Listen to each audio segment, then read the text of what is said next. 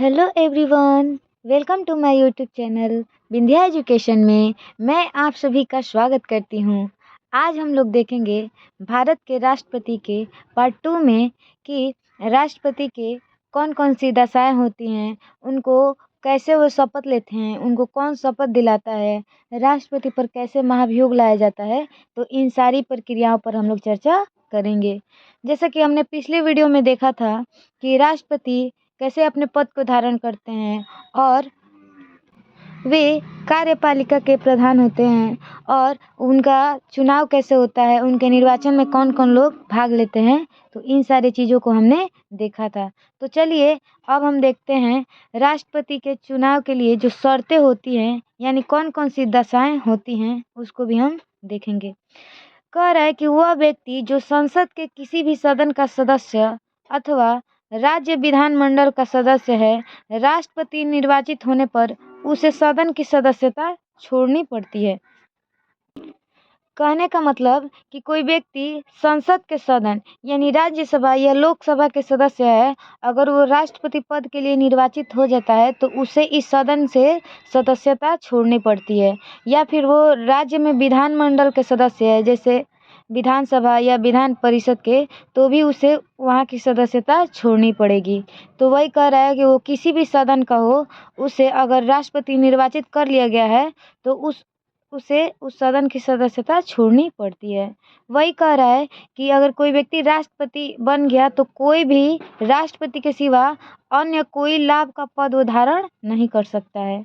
राष्ट्रपति को आधिकारिक आवास यानी जो व्यक्ति राष्ट्रपति के चुनाव में निर्वाचित हो जाता है तो उसे आधिकारिक आवास यानी राष्ट्रपति भवन आवंटित किया जाता है। यानी जो भी व्यक्ति राष्ट्रपति बनता है उन्हें रहने के लिए क्या दिया जाता है, राष्ट्रपति भवन दिया जाता है और उस पर किसी प्रकार का कर भी नहीं लगता है।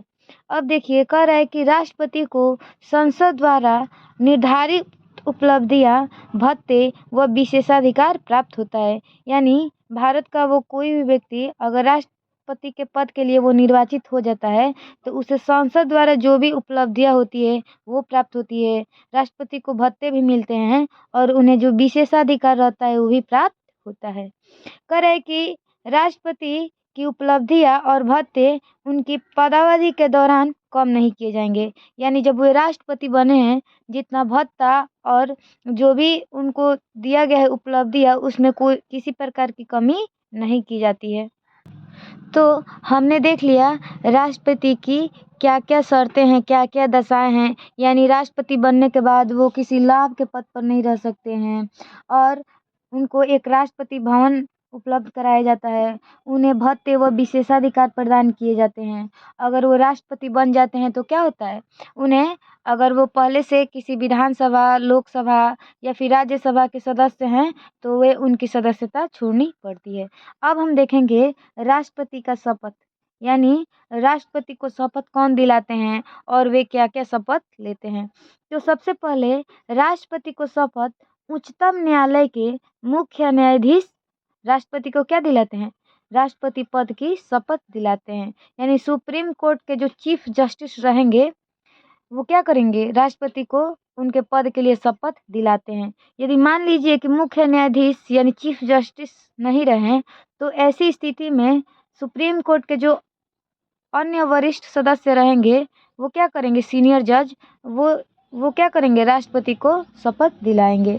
यानी सबसे ज़रूरी है कि मुख्य न्यायाधीश ही उनको शपथ दिलाते हैं, लेकिन किसी कंडीशन में मुख्य न्यायाधीश नहीं रहें तो जो सुप्रीम कोर्ट के अन्य जो वरिष्ठ न्यायाधीश रहेंगे वे राष्ट्रपति को शपथ दिला सकते हैं। अब देखिए, यदि राष्ट्रपति के कर्तव्यों का निर्वहन अन्य कोई व्यक्ति करता है तो उसे इसी प्रक्रिया से शपथ लेनी होती है। मान लीजिए कि राष्ट्रपति का कार्यकाल पूरा नहीं हुआ हो, अगर कोई और व्यक्ति उनके कार्यों को कर रहा हो तो उसे भी क्या करना पड़ता है, इसकी शपथ लेनी पड़ती है, चाहे वो कार्यवाहक राष्ट्रपति ही क्यों नहीं हो। अब देखिए राष्ट्रपति अपने शपथ में क्या क्या लेते हैं, कौन कौन सी बातों को स्वीकार करते हैं। देखिए, श्रद्धापूर्वक राष्ट्रपति पद का कार्यपालन करूंगा। यानी राष्ट्रपति अपने पहली शपथ में क्या करते हैं कि हम अपने कार्यों को श्रद्धापूर्वक करेंगे, जो कि राष्ट्रपति के पद के अधीन होता है। संविधान और विधि संरक्षण और प्रतिरक्षण और परिरक्षण करूँगा। यानी राष्ट्रपति किसकी रक्षा की बात करते हैं? संविधान और जो विधि कानून है उसके संरक्षण की बात करते हैं। उसके बाद भारतीय जनता की सेवा एवं कल्याण में क्या रहूँगा? निरत रहूँगा। यानी भारत का एक तरह से ये क्या होते हैं? प्रथम नागरिक होते हैं, इसलिए ये जनता की सेवा और उनके कल्याण में ही कल्याण में इनके सारे कार्य निहित होंगे। तो हमने देख लिया कि राष्ट्रपति शपथ के दौरान कि कौन उनको शपथ दिलाता है, वे क्या क्या अपने शपथ में ग्रहण करते हैं। तो चलिए अब हम देखते हैं कि आर्टिकल 61 में राष्ट्रपति पर कैसे महाभियोग लाया जाता है। इसको कहा जाता है इम्पीचमेंट। यानी महाभियोग कब लाया जाएगा? जब राष्ट्रपति संविधान का क्या करेगा? अतिक्रमण करेगा। यानी संविधान में जो प्रावधान दिया गया है, अगर राष्ट्रपति उन चीज़ों का पालन नहीं करते हैं, उसका उल्लंघन करते हैं, अगर संविधान का अतिक्रमण करते हैं, तो उन्हें क्या किया जाता है? उन पर महाभियोग लाया जाता है संसद के द्वारा। तो देखिए, भारत के राष्ट्रपति पर महाभियोग लाने के लिए अनुच्छेद 1961 में यह प्रावधान किया गया है कि अगर राष्ट्रपति संविधान का अतिक्रमण करते हैं तो संसद को क्या होगा? संसद को यह शक्ति है कि वो राष्ट्रपति पर क्या लाए? महाभियोग जैसी प्रक्रिया लाकर राष्ट्रपति को उनके पद से हटा सकती है। यानी महाभियोग लाने की शक्ति किसके पास है? संसद के पास है। और वो कब लाती है? जब राष्ट्रपति संविधान में दिए गए नियमों को सही से पालन नहीं कर पाते हैं, तो इस परिस्थिति में महाभियोग लाया जाता है। उसके बाद देखिए, महाभियोग संबंधी आरोप संसद के किसी भी सदन से लाया जा सकता है। कहने का मतलब कि संसद के दो सदन होते हैं ना, एक लोकसभा और दूसरा राज्यसभा। तो ये कह रहा है कि महाभियोग लोकसभा में भी लाया जा सकता है और राज्यसभा में भी लाया जा सकता है। यानी दोनों सदनों में किसी सदन में लाया जा सकता है। लेकिन शर्त इतनी है कि ऐसा करने के लिए 14 दिन से पूर्व राष्ट्रपति को नोटिस देना होता है। यानी मान लीजिए कि किसी भी सदन में अगर हमें महाभियोग लाना है तो उसके 14 दिन पहले हमें राष्ट्रपति को ये सूचना देना पड़ेगा कि हम आपके विरुद्ध क्या ला रहे हैं? महाभियोग जैसी प्रक्रिया ला रहे हैं। एवं यह नोटिस सदन के कुल सदस्य संख्या के कम से कम 1/4 सदस्यों द्वारा हस्ताक्षरित होना चाहिए। कहने का मतलब, मान लीजिए कि लोकसभा में महाभियोग लाया गया, तो लोकसभा में जितने सदस्य हैं उनका 1/4 क्या करेंगे लोग? उस पर सहमति देंगे लोग, हस्ताक्षर करेंगे लोग कि राष्ट्रपति के विरुद्ध हमें महाभियोग लाना है। तो सबसे जरूरी क्या है कि जिस सदन में महाभियोग लाया जा रहा है उसमें 1/4 सदस्यों की उस पर सहमति होनी चाहिए। ऐसी स्थिति में जिस सदन में आरोप लगाया जाता है उसमें सदन की कुल सदस्य संख्या के 2/3 बहुमत से संकल्प पारित कर अगले सदन के लिए भेज दिया जाता है, जिससे इन आरोपों की जांच हो सके। मान लीजिए लोकसभा में 1/4 के द्वारा इसमें महाभियोग ला दिया गया, तो इस सदन से पूर्ण रूप से पारित करने के लिए 2/3 क्या चाहिए? 2/3 लोगों की सहमति होनी चाहिए। यानी 3 हिस्से में से 2 हिस्सा लोगों की सहमति होनी चाहिए कि हाँ, हमें राष्ट्रपति पर महाभियोग लाना है, तब उसको लोकसभा से राज्यसभा में भेजा जा सकता है। कह रहे कि दूसरे सदन में राष्ट्रपति अपना पक्ष रख सकते हैं। मान लीजिए कि जिस सदन में लाया गया है उस सदन में तो राष्ट्रपति अपना पक्ष नहीं रख सकते हैं, लेकिन जिसमें नहीं लाया गया है उसमें राष्ट्रपति अपने सपोर्ट में जो चीज़ें प्रस्तुत करना चाहे कर सकते हैं। देखिए, कह रहा है कि यदि दूसरे सदन द्वारा, यानी जिसमें नहीं लाया गया है, यदि दूसरे सदन द्वारा इन आरोपों को सही पाया जाता है तो उस सदन की कुल संख्या के 2/3 बहुमत से प्रस्ताव पारित कर लिया जाता है। मान लीजिए कि लोकसभा में लाया गया था और राज्यसभा ने भी इसको क्या कर लिया? इसको स्वीकार कर लिया, तो दोनों सदनों से क्या होगा? 2/3 बहुमत से ये महाभियोग का प्रस्ताव क्या कर लिया जाता है? स्वीकार कर लिया जाता है। और इस प्रकार महाभियोग की प्रक्रिया पूरी होती है एवं राष्ट्रपति को प्रस्ताव पारित होने की तिथि से पद से क्या होना पड़ता है? हट जाना पड़ता है। यानी कभी भी ये पॉसिबल नहीं है कि राष्ट्रपति पर एक ही क्या करे, एक ही सदन में प्रस्ताव आए और यहीं के लोग क्या करें, केवल राष्ट्रपति को उनको पद से हटा सके। जब भी दोनों सदनों से उनको 2/3 बहुमत से हटाने का निर्णय नहीं लिया जा सकता है, तब तक राष्ट्रपति पर महाभियोग लागू नहीं होगा। यानी राष्ट्रपति का कार्यकाल लगभग 5 साल है, लेकिन उसके पहले भी राष्ट्रपति अगर संविधान का पालन नहीं करते हैं तो उनको महाभियोग द्वारा उनके पद से हटाया जा सकता है। अब इसमें देखिए क्या कह रहा है नोट में कि महाभियोग की प्रक्रिया के दौरान राष्ट्रपति को इसमें उपस्थित होने तथा अपना प्रतिनिधि भेजने का क्या होता है, अधिकार। यानी जिस समय सदन में क्या चल रहा हो, राष्ट्रपति के महाभियोग की प्रक्रिया, तो उस समय राष्ट्रपति अपने बचाव के लिए वो क्या कर सकते हैं, अपना प्रतिनिधि भेज सकते हैं। महाभियोग एक अर्ध न्यायिक प्रक्रिया है। यानी कहने का मतलब कि इस महाभियोग में किसी प्रकार का उच्च न्यायालय या सर्वोच्च न्यायालय भाग नहीं लेता है। ये केवल संसद के सदस्यों के बहुमत द्वारा निर्धारित होता है। अब देखिए कह रहा है कि महाभियोग में शामिल होने वाले सदस्य, यानी अब महाभियोग में कौन कौन सदस्य शामिल होते हैं, चलिए उनको भी देख लेते हैं। कह रहे कि संसद के दोनों सदनों के निर्वाचित सदस्यों के अलावा मनोनीत सदस्य भी इस प्रक्रिया में भाग लेते हैं। जैसे हमने देखा था कि लोकसभा और राज्यसभा, लोकसभा में पहले राष्ट्रपति 2 लोगों को मनोनीत करते थे, एंग्लो इंडियन को, और राज्यसभा में 12 लोगों को। लेकिन अब क्या है, अब ये लोकसभा के जो मनोनीत सदस्य एंग्लो इंडियन, इनका पद हटा दिया गया है। लेकिन वर्तमान में भी राष्ट्रपति राज्यसभा में 12 लोगों को मनोनीत करते हैं, जो कि कला, विज्ञान, साहित्य से संबंधित होते हैं। तो जैसे हमने देखा था कि राष्ट्रपति के चुनाव में केवल निर्वाचित सदस्य भाग लिए थे इन दोनों सदनों के, लेकिन जब राष्ट्रपति पर महाभियोग लाया जाता है तो मनोनीत सदस्य इसमें भाग ले सकते हैं। लेकिन ये मनोनीत सदस्य राष्ट्रपति के चुनाव में भाग नहीं ले सकते थे। लेकिन जब राष्ट्रपति पर महाभियोग लग रहा है तो मनोनीत सदस्यों को उसमें भाग लेने की क्या होती है, अनुमति होती है। कह रहा है कि भले ही वे राष्ट्रपति के चुनाव में भाग नहीं लेते हैं, मैंने कहा ना कि जैसे राष्ट्रपति के चुनाव में मनोनीत सदस्य भाग नहीं लेंगे, लेकिन राष्ट्रपति पर जब महाभियोग लाया जाएगा तो ये मनोनीत सदस्य उसमें भाग लेंगे। अब देखिए कह रहा है कि राष्ट्रपति पर महाभियोग से संबंधित प्रक्रिया में केवल और केवल संसद के दोनों सदनों के निर्वाचित एवं मनोनीत सदस्य ही भाग ले सकते हैं। अर्थात संसद में दो सदन होता है, एक लोकसभा और दूसरा राज्यसभा। इस लोकसभा के निर्वाचित और मनोनीत दोनों सदस्य और राज्यसभा के निर्वाचित और मनोनीत दोनों सदस्य, यानी केवल लोकसभा और राज्यसभा के निर्वाचित और मनोनीत सदस्य ही इस महाभियोग की प्रक्रिया में भाग ले सकते हैं। राज्य विधानसभाओं तथा दिल्ली एवं पुदुचेरी के विधानसभाओं के निर्वाचित सदस्य इसमें भाग नहीं ले सकते हैं। यानी राज्य हो चाहे केंद्र हो, केंद्र शासित प्रदेश हो, उनमें का कोई सदस्य, चाहे निर्वाचित हो, चाहे मनोनीत हो, चाहे वो विधानसभा का हो, चाहे विधान परिषद का हो, वे लोग इसमें भाग नहीं ले सकते हैं। केवल संसद के 2 सदनों के लोग ही क्या कर सकते हैं, इस महाभियोग में भाग ले सकते हैं। कह रहा है कि भले ही ये लोग राष्ट्रपति के निर्वाचन में भाग लिए थे, लेकिन ये राष्ट्रपति का महाभियोग पर भाग नहीं लेंगे। देखिए ये वही लोग हैं जो राष्ट्रपति के चुनाव में भाग लिए थे और मनोनीत सदस्य भाग नहीं लिए थे। अब इसमें मनोनीत सदस्य भाग ले रहे हैं, लेकिन ये लोग भाग नहीं ले रहे हैं। यानी विधानसभा के सदस्य या फिर दिल्ली और पुदुचेरी के जो विधानसभा के निर्वाचित सदस्य थे, ये लोग भाग अब नहीं ले सकते हैं। तो चलिए, अब तक किसी भी राष्ट्रपति पर महाभियोग नहीं चलाया गया है। यानी भारत के ऐसा कोई भी अभी तक राष्ट्रपति नहीं है जिस पर महाभियोग चलाया गया है।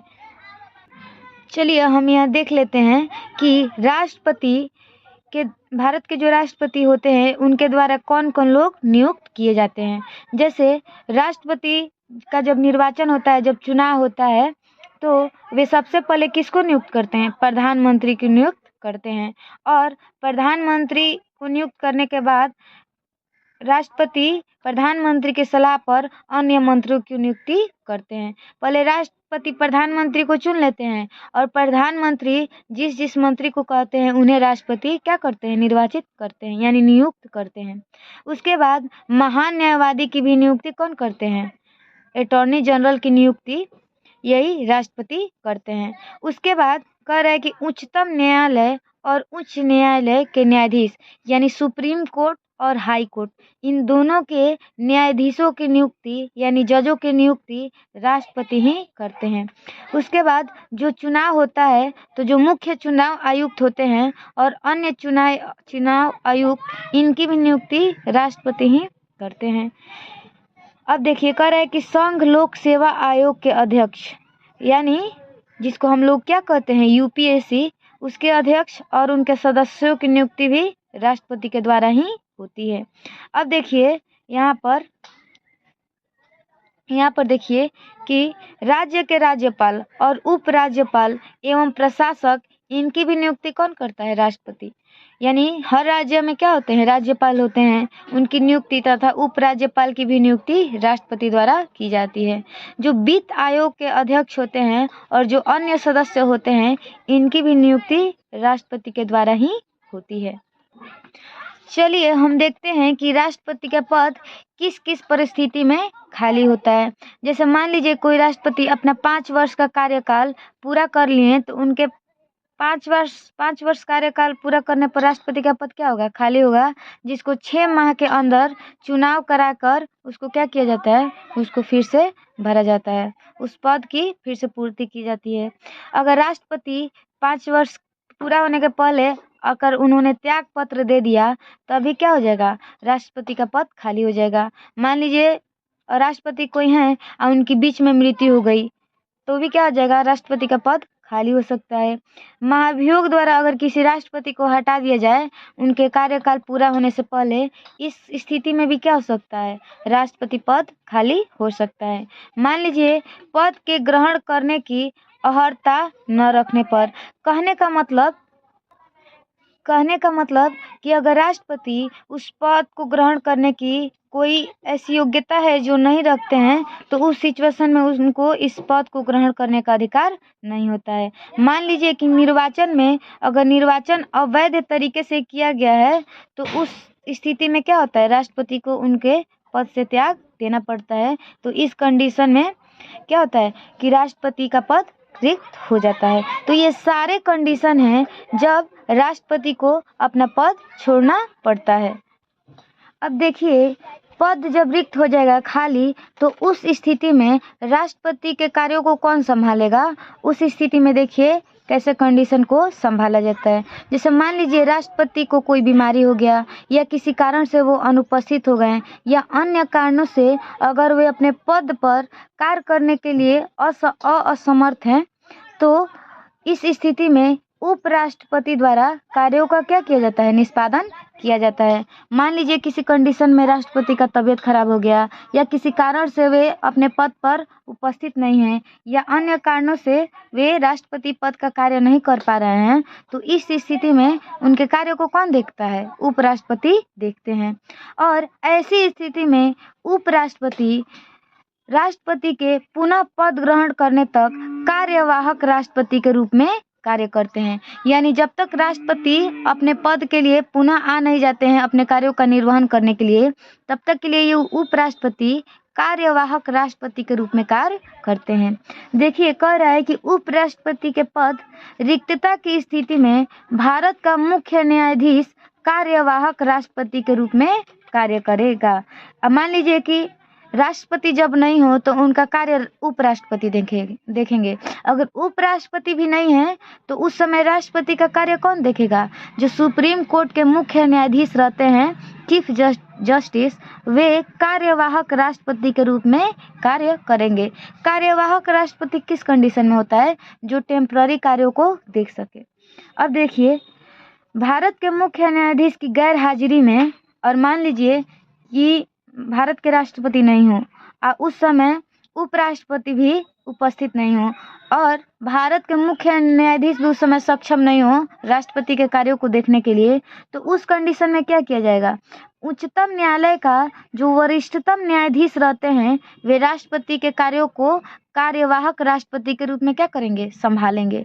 तो देखिए ये कितना जरूरी चीज़ है कि किसी कंडीशन में मान लीजिए राष्ट्रपति का तबीयत खराब हो गया, उपराष्ट्रपति भी नहीं है और मान लीजिए मुख्य न्यायाधीश भी किसी कारण से नहीं उनके कार्यों को कर पाए, तो उस परिस्थिति में उच्चतम न्यायालय का जो अन्य वरिष्ठ सदस्य होते हैं वे कार्यवाहक राष्ट्रपति के रूप में कार्य करते हैं।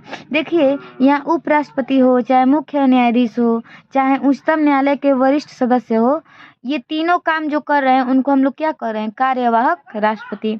क्योंकि ये परमानेंट नहीं, ये कुछ समय के लिए राष्ट्रपति के कार्यों को देखते हैं।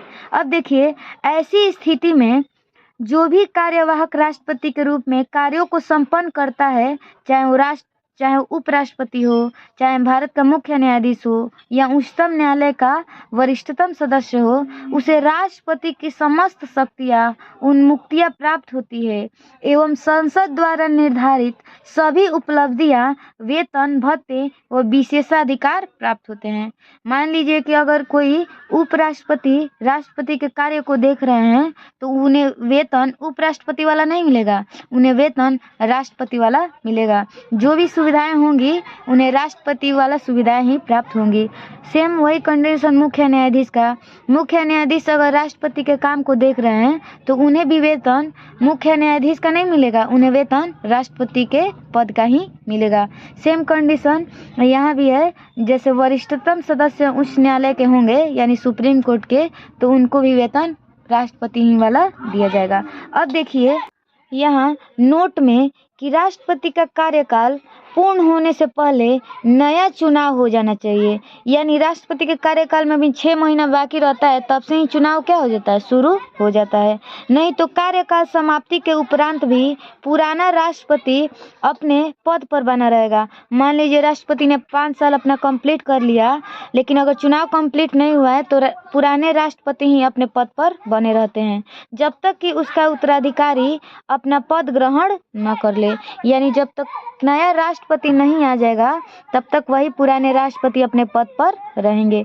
ऐसी स्थिति में उपराष्ट्रपति को कार्यवाहक राष्ट्रपति के रूप में कार्य करने का अवसर नहीं मिलता है। अब देखिए हमने देखा था कि उपराष्ट्रपति ने क्या किया था। जब राष्ट्रपति नहीं थे तो कार्यवाहक राष्ट्रपति बने थे कि नहीं। लेकिन मान लीजिए कि राष्ट्रपति अपने पद पर हैं और उस समय अभी चुनाव नहीं हुआ है, अभी प्रोसेस चल रहा हो, तब ये उपराष्ट्रपति को कार्यवाहक राष्ट्रपति नहीं बनाया जा सकता है, क्योंकि जो राष्ट्रपति हैं वे अपने पद पर ही आसीन रहते हैं। तो इस प्रकार हमने देखा कि राष्ट्रपति पर महाभियोग कैसे लगता है, उनकी कौन कौन से दशाएं होती हैं, मतलब दशाएं कहने का मतलब शर्तें अपने पद पर बने रहने के लिए, किस किस कंडीशन में राष्ट्रपति का पद खाली होता है, या फिर राष्ट्रपति शपथ कैसे लेते हैं, राष्ट्रपति पर जब महाभियोग लगता है तो उसमें कौन कौन लोग भाग लेते हैं। और हमने देखा कि जब राष्ट्रपति नहीं हो अपने पद पर तो कैसे मुख्य न्यायाधीश, उपराष्ट्रपति और उच्चतम न्यायालय के जो वरिष्ठ सदस्य होते हैं वे राष्ट्रपति के कार्यों को कार्यवाहक राष्ट्रपति बनकर करते हैं।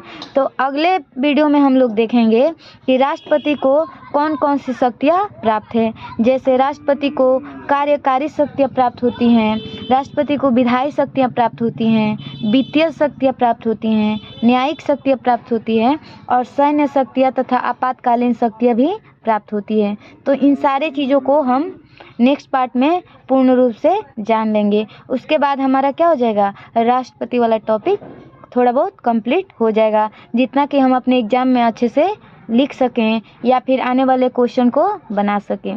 चलिए हम राष्ट्रपति का पार्ट 3 नेक्स्ट वीडियो में कंप्लीट कर लेंगे। आई होप जितना हम लोग पढ़े हैं वह हम समझने का प्रयास करेंगे। तब तक के लिए धन्यवाद।